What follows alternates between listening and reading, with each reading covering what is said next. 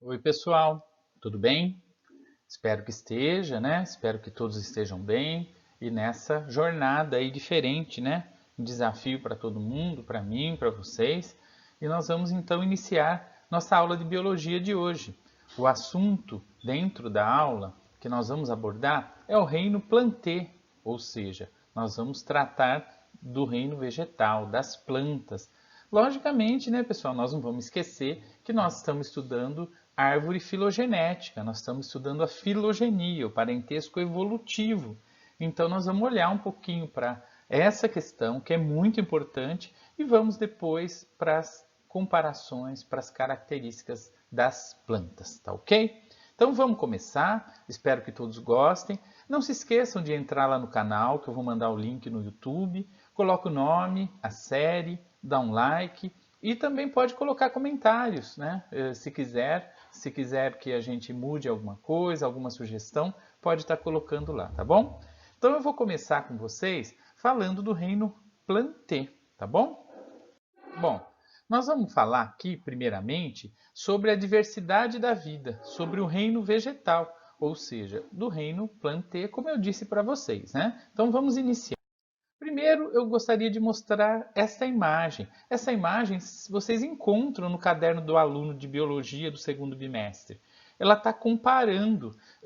Aqui você tem um musgo, né, que é uma planta bem simples, uma samambaia, uma planta aquática.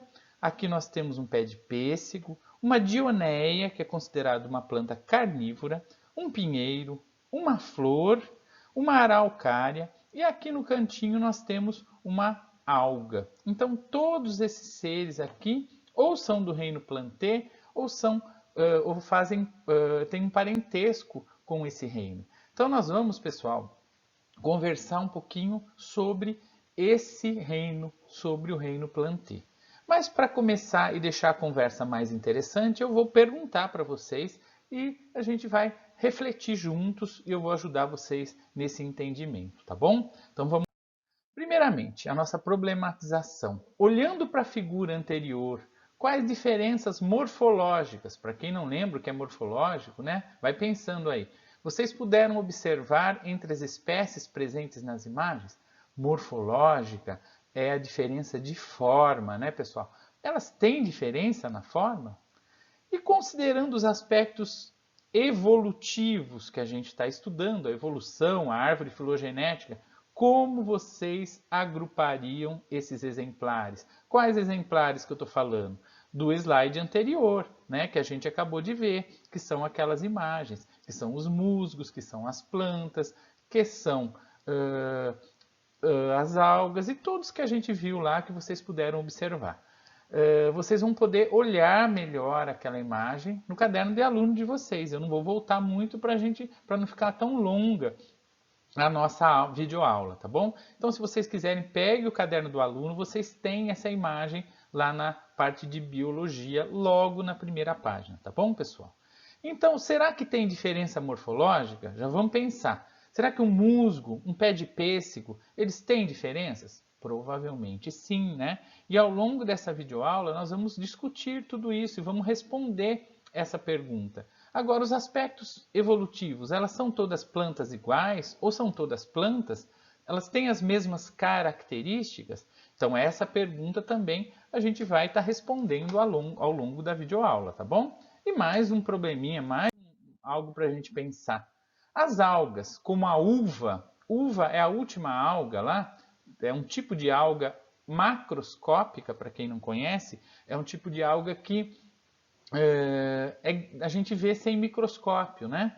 Ela pertence ao mesmo grupo de plantas? Algas são plantas, pessoal? Será que são? Vamos responder essa pergunta também. É possível observar diferenças de ambiente de cada espécie observada? Será que todas vivem no mesmo ambiente? Será que o musgo, a samambaia, as plantas e algas que a gente viu, será que elas vivem em locais iguais? Então, vamos pensando nisso e ao longo dessa videoaula a gente vai responder tudo isso para vocês. Tá ok, pessoal? Então, vamos continuar, né, pessoal? Eu estou colocando aqui para vocês o que a gente estudou nas aulas passadas, nas videoaulas passadas, falando de árvore filogenética. Lembrando, a árvore filogenética, ela mostra o parentesco evolutivo entre os seres vivos. No caso aqui, a gente pegou a árvore filogenética das plantas e das algas.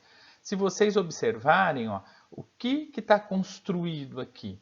As algas, depois as plantas, que vocês já vão começar a conhecer os nomes. As briófitas.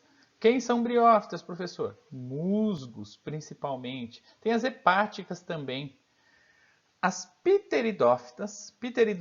Quem é pteridófita? Samambaias, avencas, chifre de veado. São as pteridófitas. As angiospermas. Quem são angiospermas? E as gimnospermas. Gimnosperma e angiosperma parece que está junto, mas vamos ver aqui. Gimnosperma surge antes, pessoal. São as plantas que já têm sementes, mas ela ainda não tem frutos. Então aqui nós estamos vendo a árvore filogenética. E eu já vou falar para vocês uma das perguntas. Alga é planta? A alga, mesmo sendo muito próximo às plantas, ela não é considerada do reino Plantae. As algas fazem parte do reino protista, mesmo ela não sendo tão parecida com o protozoário, por ela não ter características próprias de planta, ela não faz parte do reino Plantae. Mesmo as algas macroscópicas, viu, pessoal? Então nós temos aqui as briófitas, as pteridófitas, as angiospermas e as gimnospermas. Ou melhor, primeiro as gimnospermas, depois as angiospermas, tá ok? Então nós vamos falar um pouquinho mais sobre essa árvore. Então, como eu estava dizendo, pessoal, olha, eu coloquei um outro slide e coloquei alguns elementos aqui, que são elementos evolutivos para vocês entenderem o que foi acontecendo. Então, eu vou explicar um pouco melhor essa imagem aqui. Olha, nós temos as algas. As algas e todas as plantas, juntamente com as algas que não são plantas, possuem clorofila A e B. A clorofila, todo mundo sabe, mas é bom lembrar, é o que dá o aspecto verde às folhas. É a clorofila que consegue pegar, pessoal, a luz do sol para que a planta faça fotossíntese, para a alga também fazer fotossíntese. Então, como ela está aqui embaixo, isso quer dizer que tudo aqui para cima tem clorofila A e B, ok? Aí vamos ver, embrião. O embrião constituído, quem é que tem? Todas a partir das briófitas, porque olha onde está o risquinho aqui.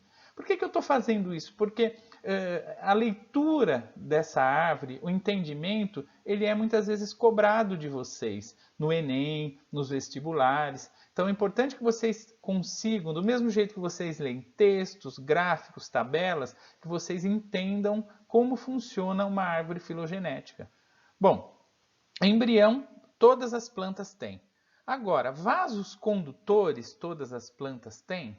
Não, a briófita não tem. Depois eu vou explicar melhor o que é vaso condutor, viu, pessoal? Mas a briófita, a planta mais simples. Quem que é briófita mesmo? Os musgos. Não tem vasos condutores.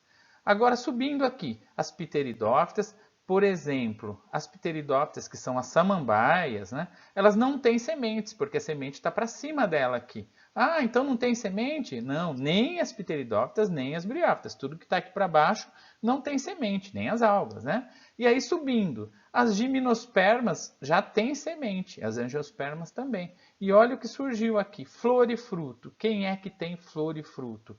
Angiosperma. Então, se a gente for pensar, as mais recentes pela árvore são as angiospermas. E aqui tem mais recurso, porque a flor e o fruto são aspectos extremamente importantes na evolução, como as sementes. Então, nós vamos entender, depois que a gente entendeu o geral, que é essa árvore, que é todo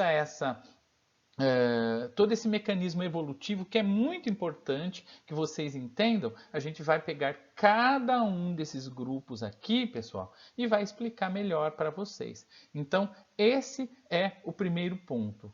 Algas, briófitas, pteridófitas, gimnospermas e angiospermas. As plantas e as algas dentro de uma árvore filogenética. Estou reforçando porque a gente ficou a semana passada no estudo da árvore filogenética. Então vamos entrar nesse detalhe de plantas que é muito importante para vocês, tá ok? Pessoal, então eu vou começar a partir de agora a falar de cada um dos grupos. Vocês viram que de plantas, a primeira no grupo da evolução são as briófitas. Eu vou procurar ser o mais sucinto possível para não ficar um vídeo muito extenso, porque o assunto ele é extenso. Mas vamos lá. Então vamos lá. Briófitas.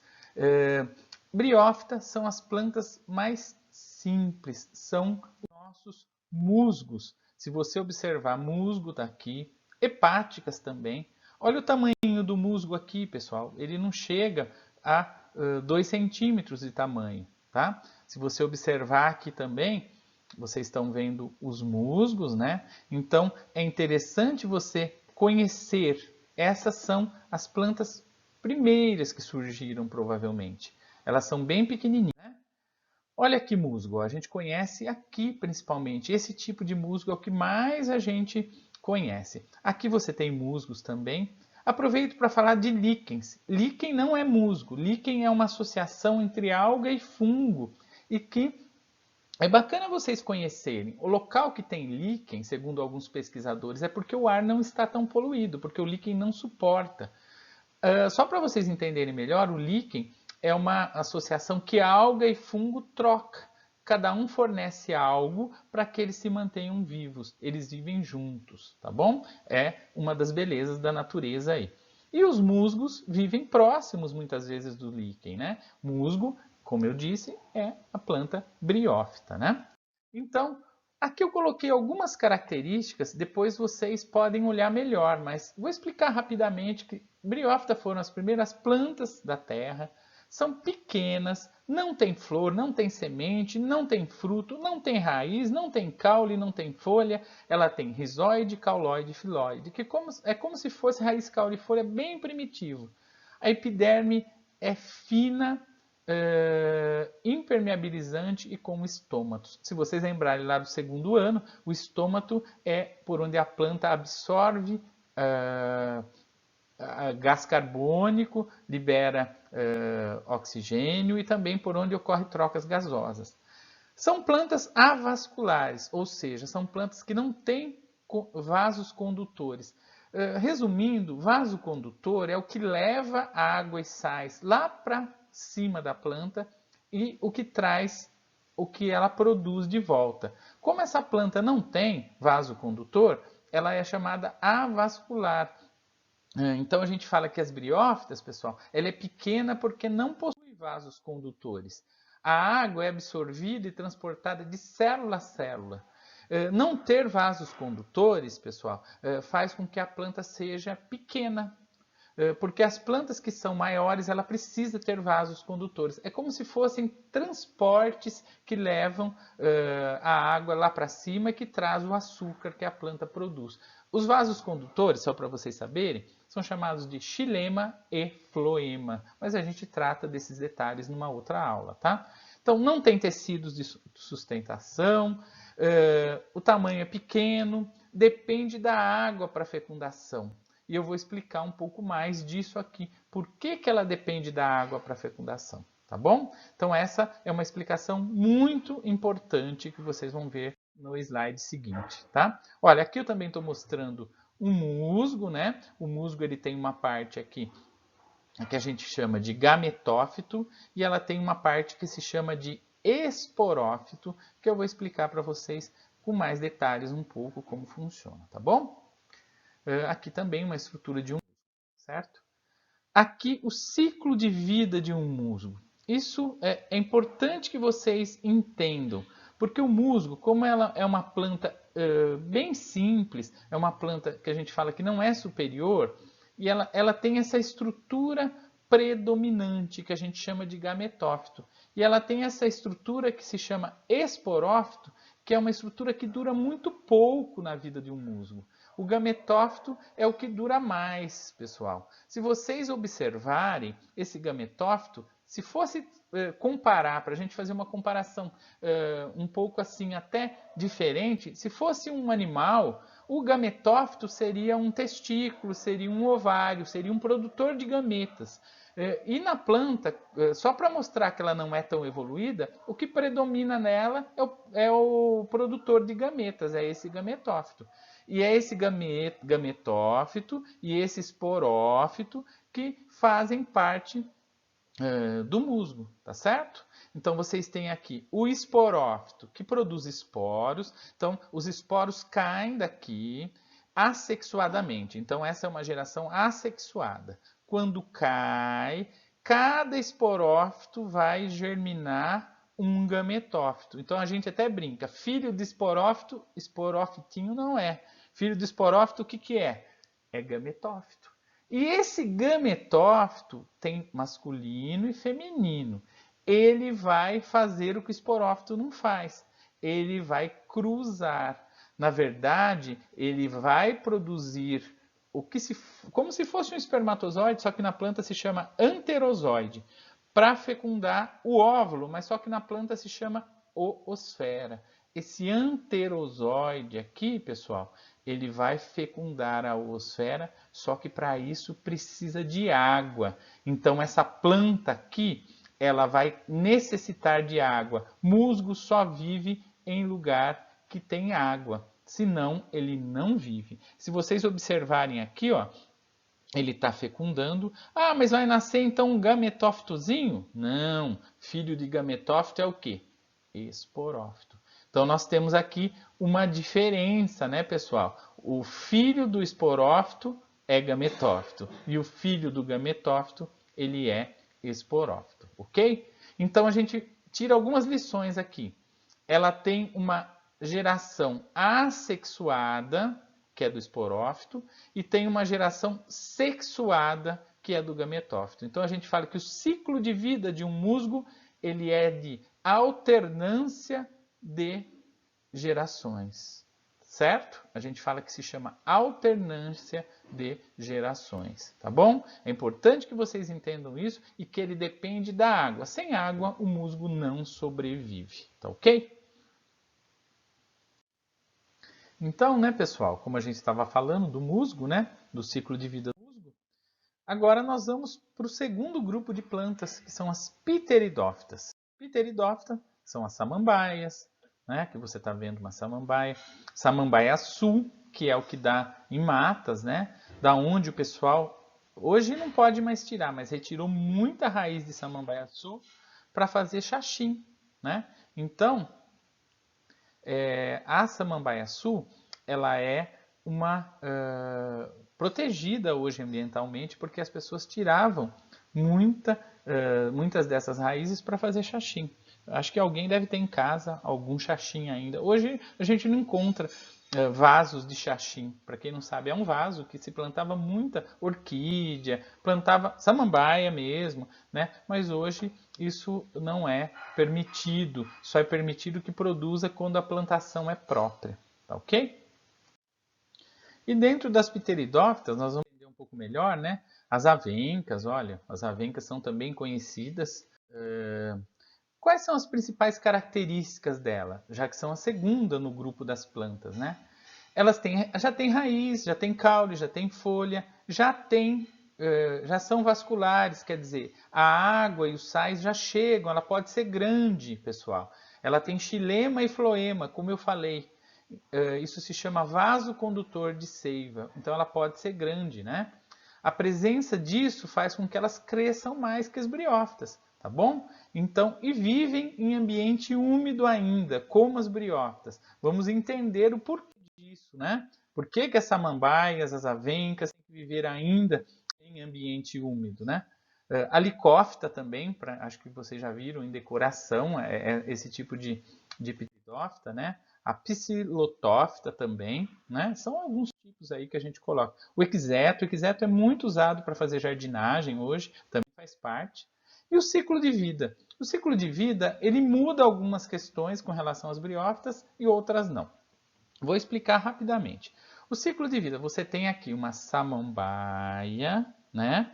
A samambaia, essa parte que aparece é o esporófito, e essa parte que a gente vai ver que não aparece é o gametófito. Diferente da briófita, o que aparece é o esporófito, é o corpo, não é mais o produtor de gameta. Lembra que lá na briófita eu falei, olha, quem aparece é quem produz gametas, é como se fosse testículos e ovários, né? E aqui a gente tem o quê? O esporófito aparecendo, que é o mais comum, as outras plantas também serão assim. E esses pontinhos na samambaia são os esporos que têm soros, né? E esses soros vão cair no solo, né? Esses esporos caem no solo assexuadamente. Então é uma geração assexuada. Essa geração assexuada cai no solo e vai germinar o que a gente chama de protalo, que parece um coração verde aqui, né? Esse protalo ele tem a parte masculina e feminina e precisa de água. O anterozoide precisa de água para nadar, para fecundar. Então, o filho do esporófito nasce assexuadamente. Não é um esporófitozinho, e sim é um protalo. E aqui o protalo tem a parte masculina e feminina que, na presença de água de novo, fecunda e vai produzir um esporófito, que é uma nova samambaia. Então nós temos uma alternância de gerações de novo, chamado de metagênese. Eu não falei ainda, mas se chama metagênese, alternância de gerações.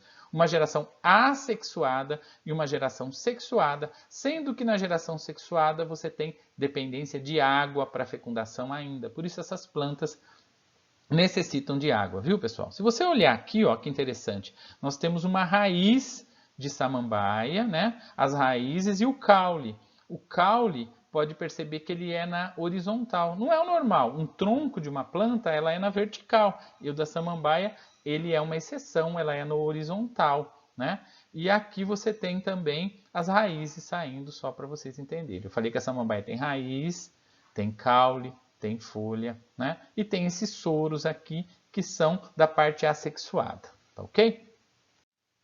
Continuando então, pessoal, falando então um pouquinho da samambaia. Briófitas e pteridófitas são até que parecidas, só que algumas características mudam, porque é legal, pessoal, a gente fazer uma comparação, certo? Sempre comparando evolutivamente. Olha, briófitas são avasculares, quer dizer, não tem xilema e floema. Pteridófitas já tem, olha, uma aquisição evolutiva. Briófitas, pequeno porte. Pteridófitas, grande porte, tem samambaia sul, né? Briófitas possuem rizóide, cauloide e filóide.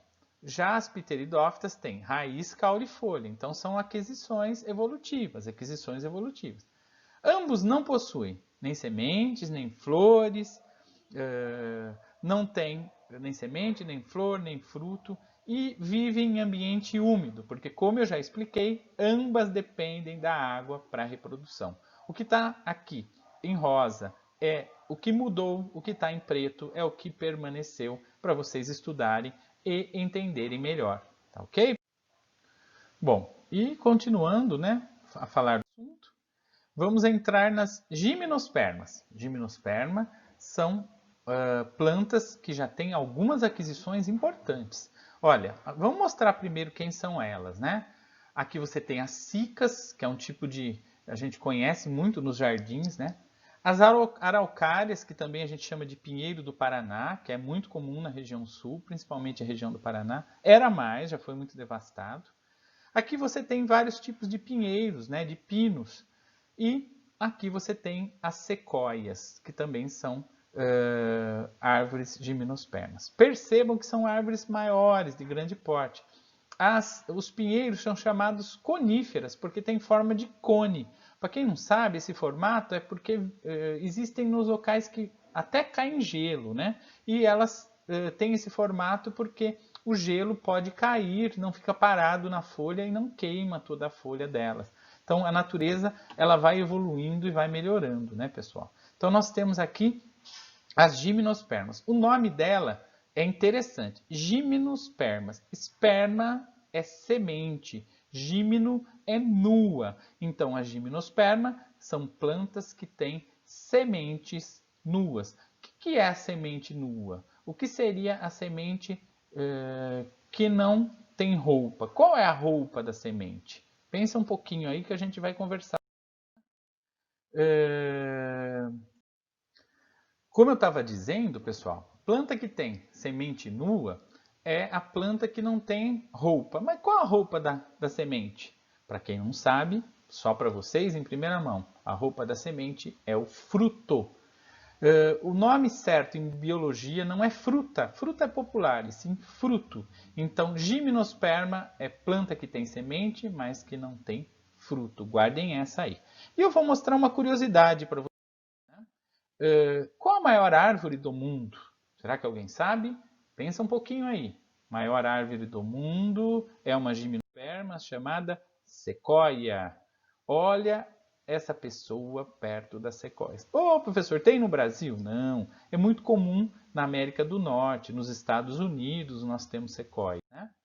Olha aqui, ó, nós temos também sequoias mostrando o tamanho dessa sequoia, o diâmetro, né, da copa dessa sequoia. Olha que interessante, né? Nós temos a altura, depois vocês podem olhar melhor. E essa sequoia que vocês estão vendo aqui, ela tem mais ou menos 2.200 anos. Olha a pessoa sumindo aqui, olha o tamanho dela. Então, isso daqui é na Califórnia, essa foto aqui, só para vocês terem uma ideia, tá bom? Aqui foi uma que caiu e eles aproveitaram e deixaram lá e fizeram um local que o carro passa. Só para você ver o tamanhinho delas. Tá? Aqui você tem, ó, olha como some o casal perto das sequoias. Mas o que são gimnospermas, né? Vamos entender melhor. A gimnosperma, pessoal, ela tem uma aquisição evolutiva muito bacana. A gente vai explicar muito falando da pinha, né? A pinha, todo mundo acho que conhece, a pinha, o pinhão, né? Que é a semente da gimnosperma. Aqui você está vendo, pinha é o nome mais difícil, mais fácil do estróbilo. O estróbilo da gimnosperma. Nós temos o estróbilo masculino, que é desse formato aqui, e o estróbilo feminino. Então, eles vão ser responsáveis pela fecundação. Lembra que nas outras, na samambaia, no musgo, precisava de água? Opa, aqui a água não é necessária para fecundar. Pessoal, quando eu falo que a água não é necessária para fecundar, eu quero dizer o seguinte, não é necessário para fecundar, é necessário para a raiz. Toda planta precisa de água na raiz. Mas as outras, como é para fecundar, precisa de muita água, precisa de ambiente úmido. Aqui não. Vamos entender um pouquinho melhor, né? Vocês estão vendo aqui, né, alguns exemplares de gimnosperma, né? Olha o pinus, outro tipo de cipestre, né? Cipestre não, cipreste, né? Cicas aqui também, né? Então são exemplares de gimnosperma. O pinheiro do Paraná, o estróbilo feminino aqui e o estróbilo masculino aqui. Ah, mas como que faz? Como que é essa fecundação? Né? Aqui tem vários tipos de estróbilos, né? Ou pinhas, como queiram, né? E essa planta, eu vou explicar já já a fecundação, ela tem algumas novidades. Ela é vascular, ela tem xilema e floema, por isso que ela é grandona desse jeito. Ela tem raiz, caule, folha, estróbilo e semente. Olha a novidade, pessoal. Ela tem semente.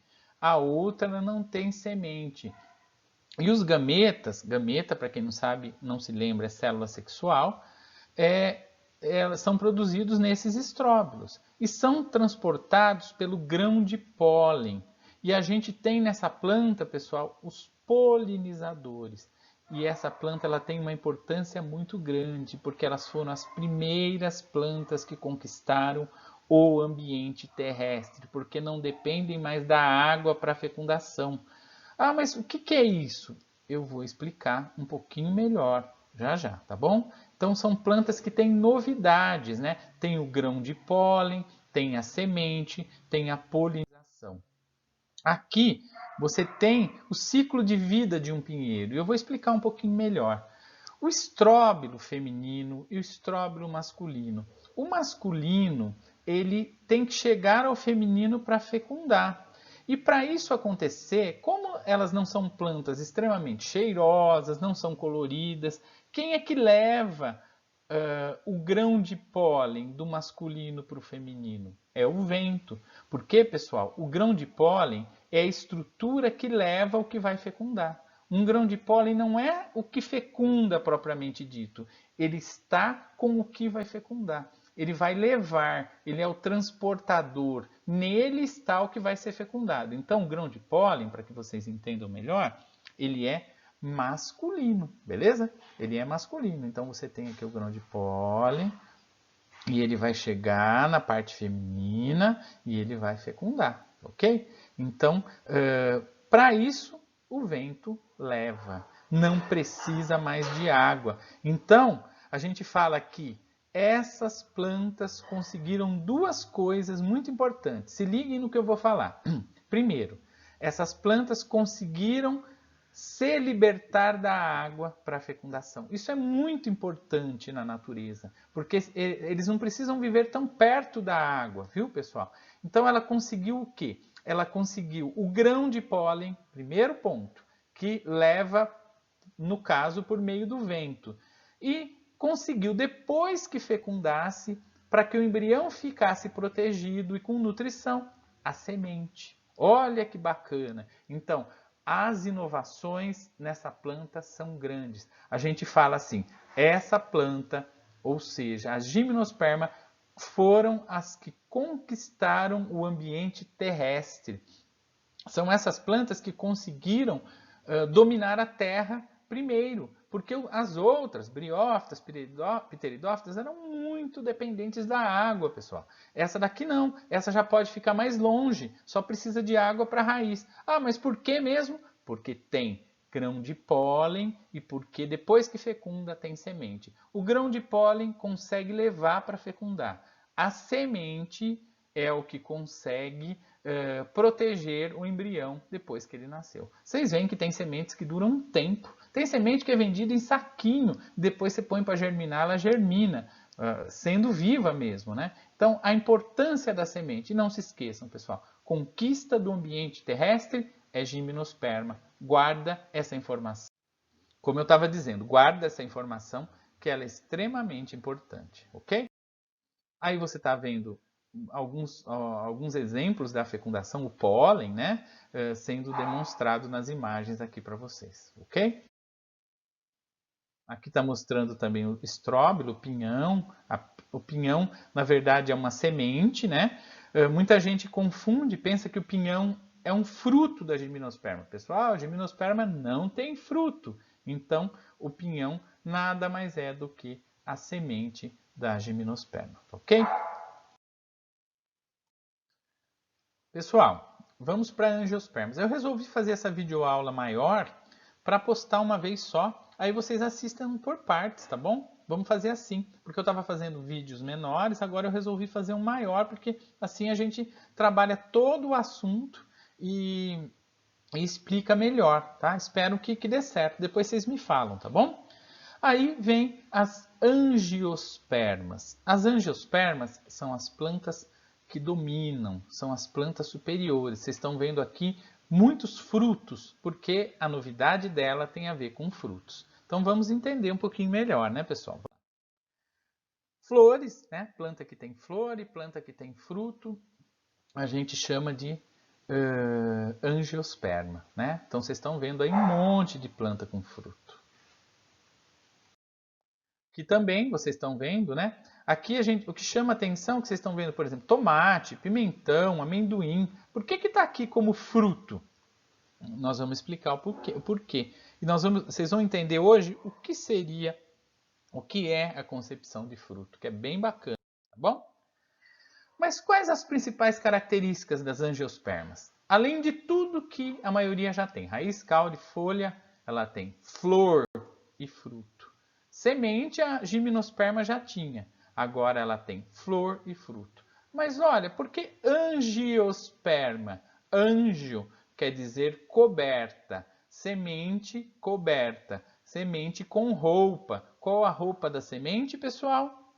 O fruto. Então, angiosperma são as plantas com fruto.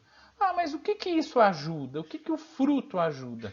Ajuda muito, pessoal, porque essa planta ela conseguiu, por conta de ter flor e fruto principalmente, dominar a terra. É o que mais tem em quantidade. Porque vocês vão entender, eu vou explicar para vocês melhor o que o fruto, porque o que o fruto e o que a flor traz de bom para a planta. Porque pela flor a planta poliniza, pelo fruto a planta vai dispersar suas sementes. Vocês vão entender melhor isso daí no decorrer do que eu vou explicar. Aqui tem uma comparação, vocês podem dar uma olhada. Eu não vou ficar tanto em detalhes, senão o vídeo fica muito longo e fica muito cansativo, né? Mas aqui a angiosperma, ela tem algumas novidades bacanas. Uma delas é a flor, outra delas é o fruto. E como ela tem flor, a polinização, diferente daqui, já é feita por animais. Olha que legal. Ah, por que não pode destruir as abelhas, as borboletas, os passarinhos, o beija-flor? Porque eles fazem polinização. Nós vamos entender um pouquinho, tá bom? Aqui você tem o ciclo de vida de uma angiosperma e eu vou explicar melhor esse ciclo de vida nos próximos slides. Nesse daqui, pessoal. Então, esse slide merece uma explicação maior. Fiquem atentos, tá bom? Olha, aqui você está vendo uma flor de angiosperma. A parte do meio, a gente fala que é a parte feminina. A parte do lado, que tem deste lado e deste lado, é a parte masculina. A feminina tem óvulo, ovário, estilete e estigma. A masculina tem filete e antera. Ah, mas como que funciona, professor? Olha, é assim. É nessa antera aqui, vamos começar pela masculina, onde ficam os grãos de pólen. E aqui vem uma abelha, dependendo da flor, vem um beija-flor, vem uma borboleta e gruda o grão de pólen neles, na patinha, na boca, e eles vão voar. Normalmente não é na mesma flor que eles vão sentar. Então imagine que eles vão para outra flor e chega aqui no meio e senta. Aí eles trazem o grão de pólen aqui. O grão de pólen desce e vai lá dentro, onde ele vai liberar o núcleo que fecunda o óvulo. E aí você tem o ovário e o óvulo. E ocorre a fecundação na parte feminina. É o grão de pólen que leva. E aqui, pessoal, olha que bacana. Eu não sei se é todo mundo que sabe disso, tá? O óvulo, depois que ele começa a crescer, ele vai virar uma semente. E o ovário, depois que vai crescendo em volta aqui, ele vira um fruto. Então, o conceito de fruto é o ovário depois da fecundação. E o conceito de semente é o óvulo fecundado. Tudo que é ovário depois da fecundação é um fruto. Então, o nosso conceito biológico de fruto não é o mesmo do popular, porque tem algumas frutas que não são frutos. Na verdade, são frutas no popular. Vou dar um exemplo. O tomate é um fruto, porque ele é um ovário fecundado e o óvulo são as sementes, então ele é um fruto. Então você tem vários, mas uma banana, por exemplo, não é um fruto, porque ele não é um óvulo fecundado. Ele tem vários óvulos que não foram fecundados lá. Então a concepção de fruto é um pouco diferente. Aqui vocês estão vendo as pétalas e as sépalas, né, da flor. As pétalas é para atrair os polinizadores, o cheiro, a cor, para proteger também. Então nós temos a parte feminina e a parte masculina aqui. Entendam bem, isso acontece e normalmente a parte masculina é mais baixa aqui, né, que está no desenho, porque ela não vai se autofecundar. Na natureza, o ideal é fecundar o outro para ter uma maior variedade. A variedade ela é boa porque ela preserva a espécie. Levar o pólen do masculino pro feminino, isso se chama, pessoal, polinização. E ela é feita por animais. Entendem por que essas plantas dominam? Porque elas têm quem façam o transporte, quem leve. E depois a semente, depois que está pronta, você tem animais que comem também essa semente e depois levam ou pelos pelos, ou depois que eliminam pelas fezes, e vai disseminar as sementes em outros locais. Olha como é bacana a estratégia dessa planta angiosperma para se manter vivo. É muito interessante, né? Bom, mas vamos seguir, né? Olha, tá aí, essa planta aqui é chamada hibiscus. É muito comum na nossa cidade, né? Se você vê as pétalas aqui, para atrair os polinizadores. E olha aqui no meio que eu falei, ó. O meio é a parte feminina e dos lados a parte masculina. Olha os grãos de pólen amarelinhos aqui. vai sentar aqui um inseto, provavelmente, que vai voar para outra planta, daí vem aqui e aí cai lá embaixo, vai formar o fruto e a semente. Vocês devem falar, ah, professor, mas essa planta não dá fruta. É porque o nosso conceito de fruto são os que a gente come. Ela dá fruto, mas nem sempre os frutos são comestíveis. Os frutos nas plantas, elas são resultado da fecundação. Mas nós conhecemos só os frutos que a gente come, a gente chama de fruta. Mas não, toda planta angiosperma produz um fruto. A grama é uma planta angiosperma, essa flor, uma orquídea, mas elas não têm frutos comestíveis como a gente está acostumado, né, pessoal? Aqui você tem também a parte feminina e a parte masculina dessa planta, para vocês entenderem, também é bacana, né? Aqui também nós temos, né, várias plantas para mostrar um pouco de cada parte masculina e feminina. Eu não falei, mas a parte feminina se chama gineceu, a parte do meio, e a parte masculina se chama androceu, tá bom? É isso que a gente está vendo. Aqui você tem um grão de pólen, né? Olha aqui está mostrando. Olha um grão de pólen no microscópio. Olha que bacana, pessoal. Aqui você tem explicando o que é a polinização. Mas a polinização é simples, pessoal. É levar o grão de pólen da parte masculina, lembrando que o grão de pólen é masculino, né? Para a feminina, formando um tubinho onde vai fecundar a parte feminina. Isso está escrito aqui resumidamente, tá bom? Ó, polinização, transporte do grão de pólen até o estigma do gineceu, até o meinho da parte feminina, tá bom? E, então, tem planta que se autopoliniza. O ano passado a gente estudou um pouco de genética, falou um pouquinho de Mendel. O Mendel ele escolheu as ervilhas, pessoal, porque as ervilhas elas fazem autofecundação, autopolinização, porque tem a corola fechada, ou seja, as pétalas são fechadas. Só uma curiosidade, né? Olha, e aqui eu vou passar rapidamente, só para dar exemplo desses slides, falando da polinização, tá? Então aqui, uma polinização anemófila é pelo vento. Lembrando que polinizar é levar do masculino para o feminino o grão de pólen. Então você está vendo aqui, todas aquelas pólen que são, vamos dizer, parece uma pluminha, né? É para o vento levar, ok? Ó, entomófila é a polinização por insetos. Então, os insetos têm um nome, né? Em biologia, tudo tem um nome, às vezes meio difícil, mas é assim mesmo.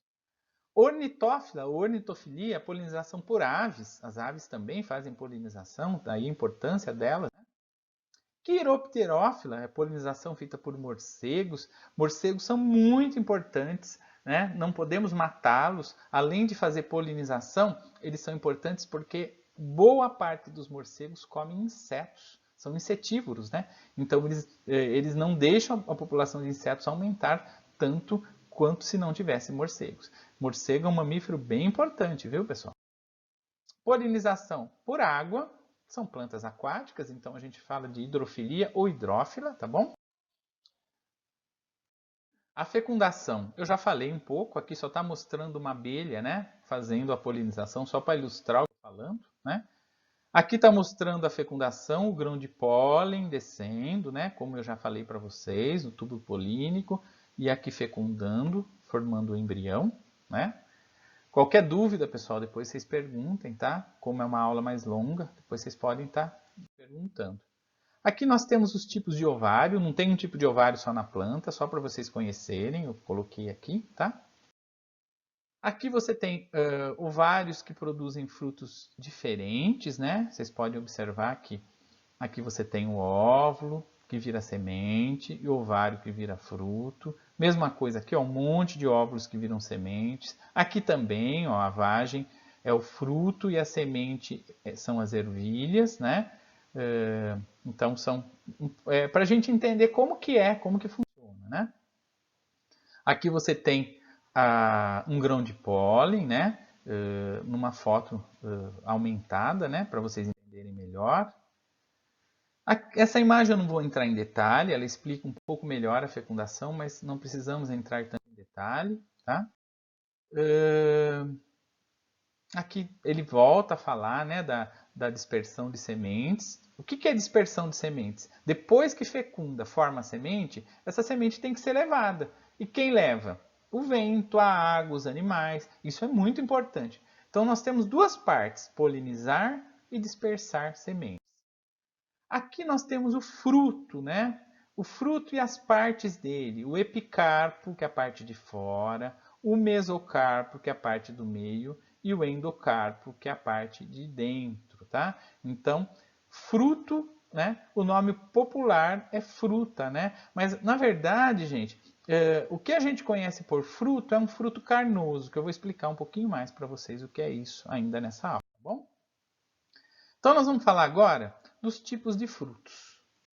Mas antes de falar dos frutos, pessoal, eu gostaria de estar fazendo um fechamento da primeira parte aí, né? Pensem comigo. A gente viu até agora, eu perguntei lá no começo, tem diferenças morfológicas que a gente vê entre as espécies lá das imagens? Então vocês já perceberam que o musgo, a samambaia, depois vem os pinheiros, depois vem as plantas com frutos. Eles têm diferenças muito grandes, né? Lembra que uma depende da água, a outra ainda depende da água, a outra já não depende mais, porque tem semente, e chega nessa planta angiosperma que tem semente, flor e fruto. Ah, mas por que elas dominam? Então isso tem que ficar muito claro para vocês. Se liguem no que eu vou falar. Elas dominam a terra porque ela tem polinização por animais, polinização por água e por vento, mas principalmente por animais. Polinizar é para poder cruzar, então isso é importante, tá?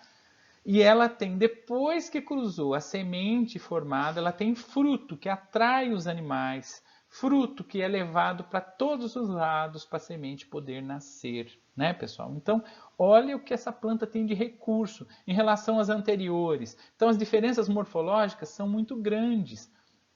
Por isso que as plantas angiospermas é o topo das plantas superiores. Então é bom que vocês entendam e comparem de acordo com o que eu falei. E percebam que o aspecto evolutivo, as duas primeiras perguntas lá do início que eu fiz, estão sendo respondidas ao longo da aula e eu estou só concluindo essa primeira parte aqui para vocês entenderem. Então, fixem bem nisso, essas diferenças que existem entre os grupos vegetais.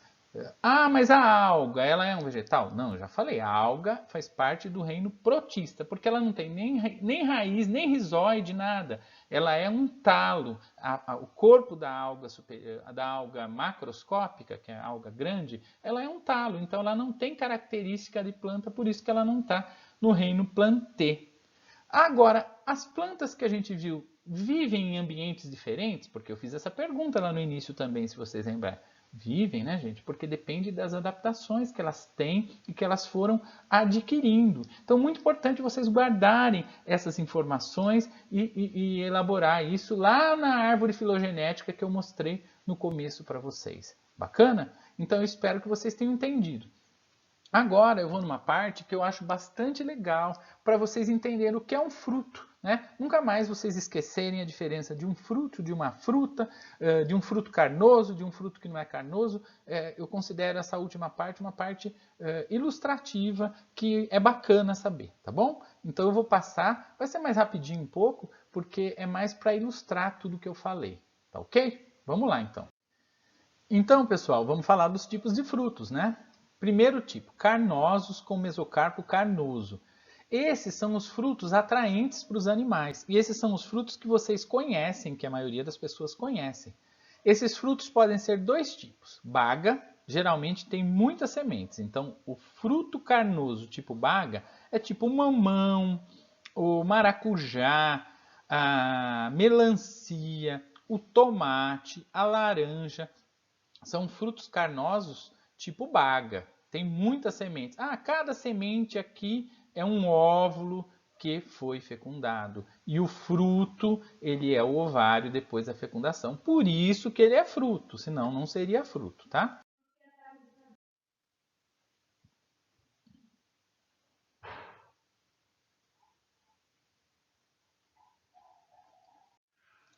O segundo tipo, então, pessoal, de fruto carnoso é o fruto carnoso tipo drupa. É drupa mesmo o nome, não é dupla não, tá? Porque ele tem um grande caroço, né? É uma semente a gente chama de caroço, se vocês observarem aqui. Então nós temos aqui o exemplo do abacate, o exemplo do pêssego, que são frutos tipo drupa, tá ok? Então temos dois tipos de fruto carnoso. O baga, que tem muitas sementes, e o drupa, que tem uma semente grande, que a gente chama popularmente de caroço, né?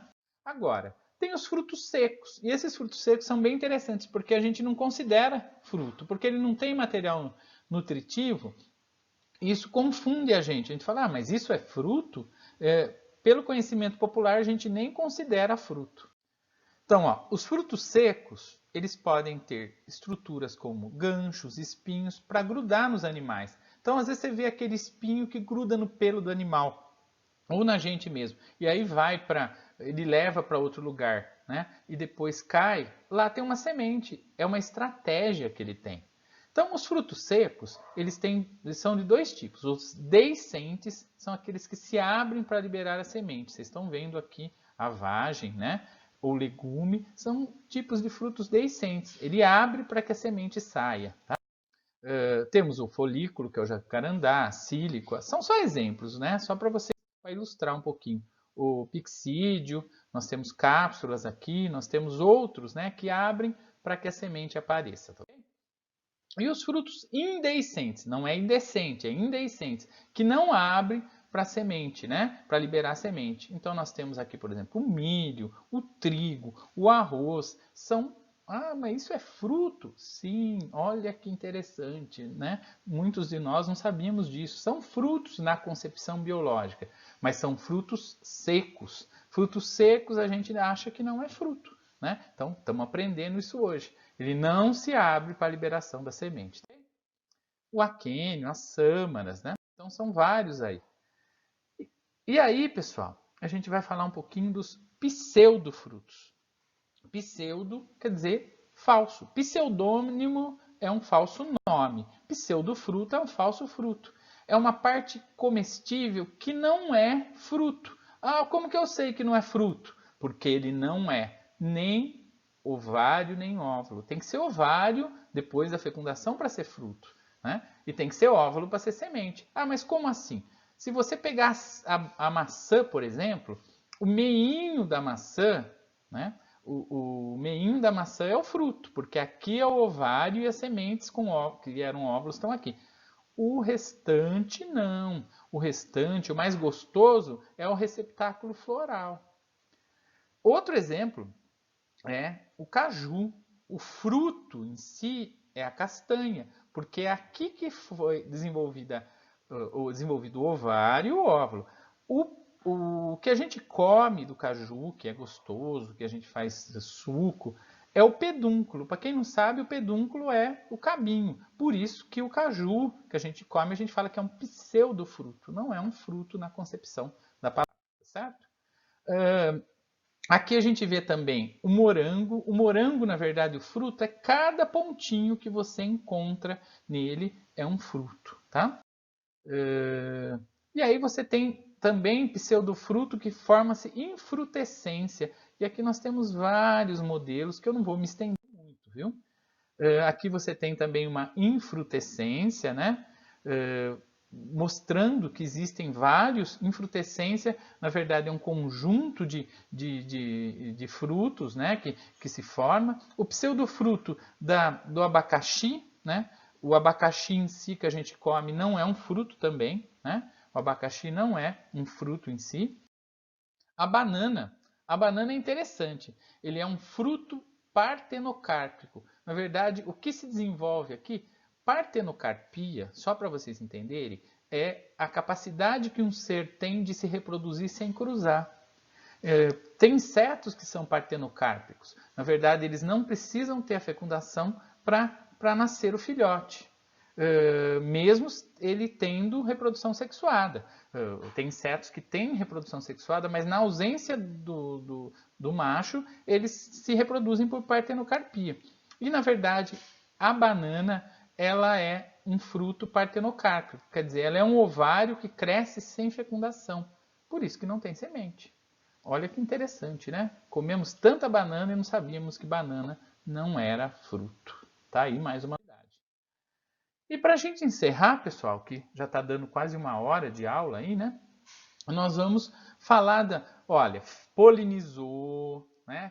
Pelos vários tipos de polinização, formou fruto e as sementes também têm que ser dispersas, né? Porque senão não nasce mais. Se a semente não for levada, não nasce nada além. Então vamos só entender, é só uma classificação bem fácil, né? De como ocorre a dispersão das sementes. A semente... Ah, mas o que é semente, professor? A semente tem um embrião lá dentro. A semente não é um embrião, né? A semente ela tem reservas nutritivas, ela tem proteção e ela tem um embrião. O embrião fica protegido dentro da semente.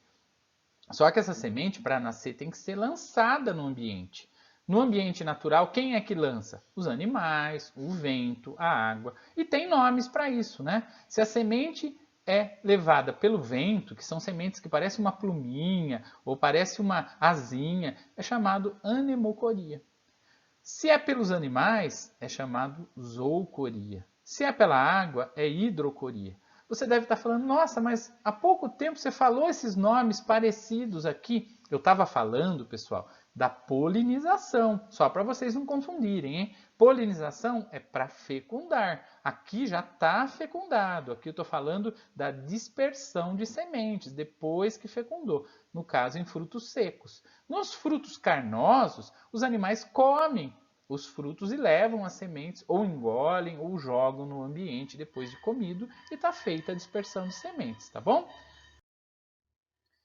Bom, pessoal, a gente está, né, praticamente terminando, e eu vou explicar mais uma coisinha sobre angiospermas nessa última parte. Pessoal, essa última parte aqui, eu resolvi colocar para vocês para ilustrar um pouco o que a gente está falando e aproveitando que vocês estão estudando para o vestibular, para o Enem, nunca é demais, tá? Não é o maior objeto de estudo, mas eu vou falar um pouquinho mais das angiospermas, tá? Porque as angiospermas, elas se dividem em monocotiledôneas e dicotiledôneas. Você vai falar, nossa, o que é isso? Monocotiledôneas tem a ver com cotilédone e dicotiledôneas também. Mas o que é cotilédone?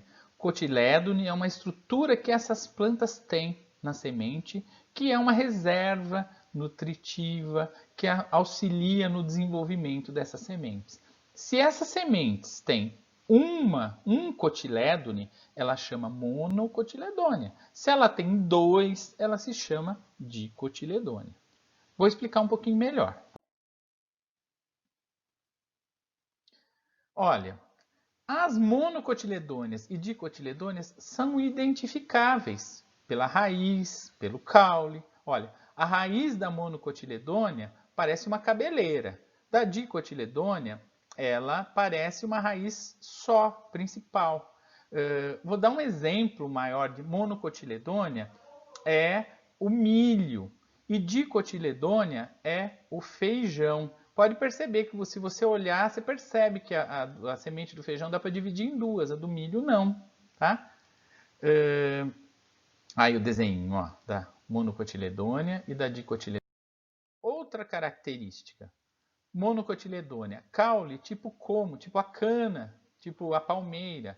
Já na dicotiledônea, é um caule tipo haste ou tronco, tá? Então, só de olhar, quem conhece já sabe essa característica. E pode ser que se pergunte isso em alguns vestibulares, esse conhecimento é interessante. Ou para a vida de vocês só, né? A folha, olha que interessante. A folha da monocotiledônea, do milho, por exemplo, ela é paralelinerve, ela é, né, só risquinhos. E da dicotiledônea, ela é reticulada, forma de rede, que nem vocês estão vendo aqui. Então a gente consegue saber se é mono ou dicotiledônea, isso nas angiospermas, hein, pessoal? Só olhando para as tá? As flores da monocotiledônea são trímeras ou múltiplos de 3, 6, 9. E das dicotiledôneas são dímeras, tem duas pétalas, ou 4 ou 5. Tá? Então você tem vários tipos aqui. Aqui é 3 ou múltiplo de 3, aqui é 2, 4 ou 5. Bacana? Bom, as sementes, né? A principal característica, monocotiledônia tem um cotilédone, lembrando que o cotilédone é uma reserva alimentar, e com 2 cotilédones, tá? No caso da dicotiledônia. Olha o desenho aí que lembra um milho, que nem eu falei, e que lembra um feijão. E exemplos de monocotiledôneas: trigo, arroz, milho, cana, centeio, sorgo, cevada. Dicotiledônia: feijão, soja, ervilha, lentilha, grão de bico, amendoim. E aqui nós temos um desenho mostrando exemplos de mono e dicotiledôneas. Certo, pessoal? Enfim, com essa imagem ilustrativa, eu espero ter atingido os objetivos, respondido para vocês como é toda essa gama de plantas, que vocês tenham entendido, né, tudo que eu tentei passar para vocês e que estudem. Logicamente, deu uma hora certinha de explicação, não é suficiente para esgotar o assunto, mas eu espero que essa ajuda, que juntamente com as atividades que eu vou passar, juntamente com a proposta de aula, sirva para vocês aprenderem. Um grande abraço, espero que todos estejam bem e curtam o vídeo aí. Se não quiser assistir tudo de uma vez, assiste pausadamente, mas assistam porque eu fiz aí da melhor maneira possível para que vocês aprendam. Grande abraço e tchau, tchau, pessoal!